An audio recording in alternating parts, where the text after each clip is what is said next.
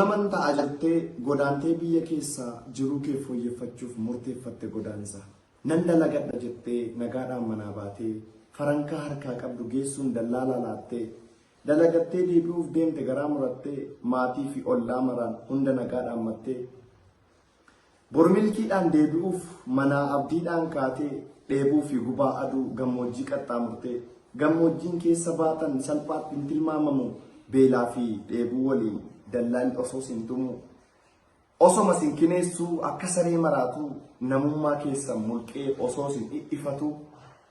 gammoojjii biyya ormaa dhakaa keessa bultanii yoo argattan waa nyaataa dhabdan garaa hidhattanii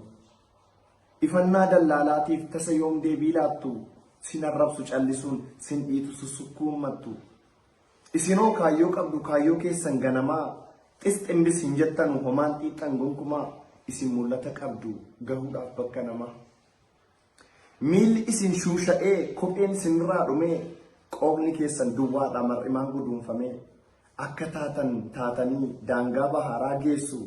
bahara qaxxaamuruuf namoota dhibbaatamaan doonii xiqqishuu teessu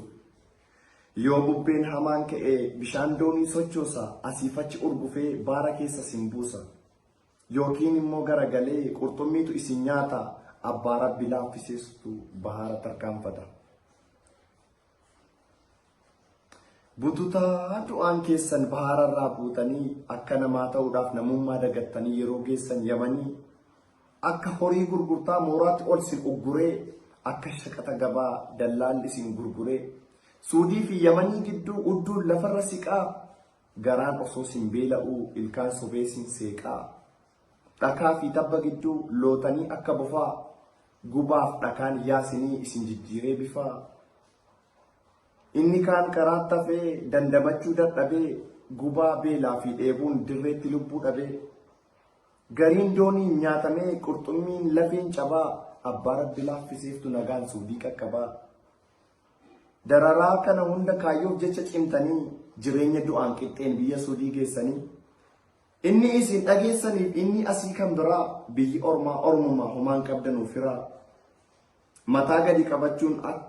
gadi qabachuun taatanii akka garbaa har'a gadi yoon jedhe borunaafis ni darbaa jechuudhaan onnattanii yoo sin waaman ni fiigdu geessi jedhan geessuudhaan fidi jedhan ni fiddu ati isheen shamarree waan hundumaa dandeessaa ganama lafaa kaatee ciree isaanii qopheessaa isaan ciree nyaachistee kan itti nyaatan dhiqxaa ammoo osoo hin taa'in laaqana tolchuu dhaqxaa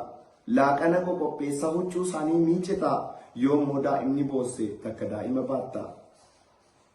daa'ima ishee sossobaa mana qulqulleessitaa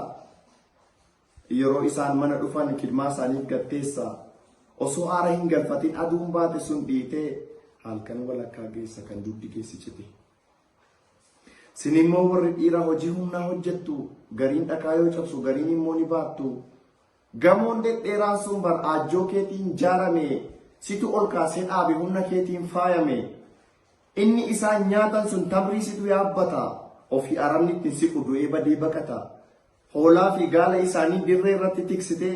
bubbee fi dhukkee arabaa kaayyoo keetiif obsitee boru naman ta'aadhaaf dafqa ijoollummaa kee mul'ata keef cobsite dadhabe osoon jedhee hojjettee isaan soortaa akka waan si bitanii akka isaan jedhan taata ati garuu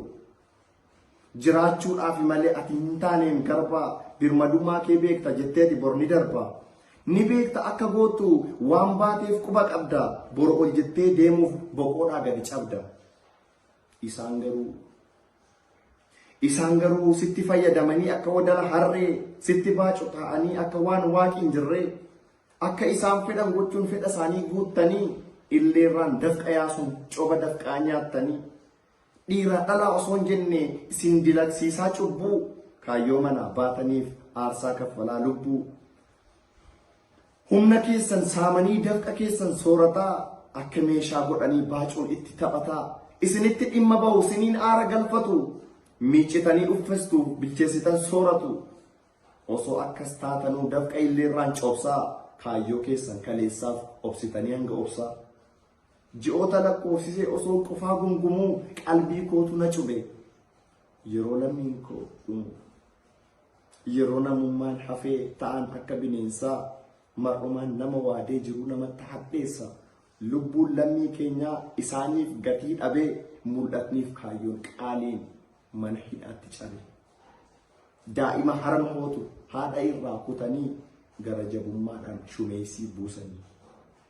Haati haadha dhiiraa deessee ilmoo dhabdee garuu ilmoo guddisuuf mogoleedha cabde. Jarri harkaa fuudhanii mana hidhaa kaa'u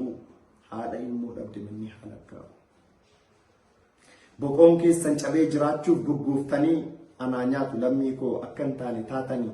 Sin ofiif qofa mitiim saba bal'aaf jiraattu akka shaamaatti baquun lammiidhaaf ifa baattu. Sini ofiif qofa miti saba bal'aaf jiraattu akka shaamaatti baquun lammiidhaaf ifa laattu. Yoo rakkoon nu mudate sabni sinitti iyyata sin sabarraan ooltan sabaaf laattu furmaata. Har'a afaan dhabdanii durnuuf sagalee taatu laalaan keessan jabaadha rabbumti haa dubbatu. Har'a afaan dhabdanii durnuuf sagalee taatu laalaa sin keessa jirtan rabbumti haa dubbatu.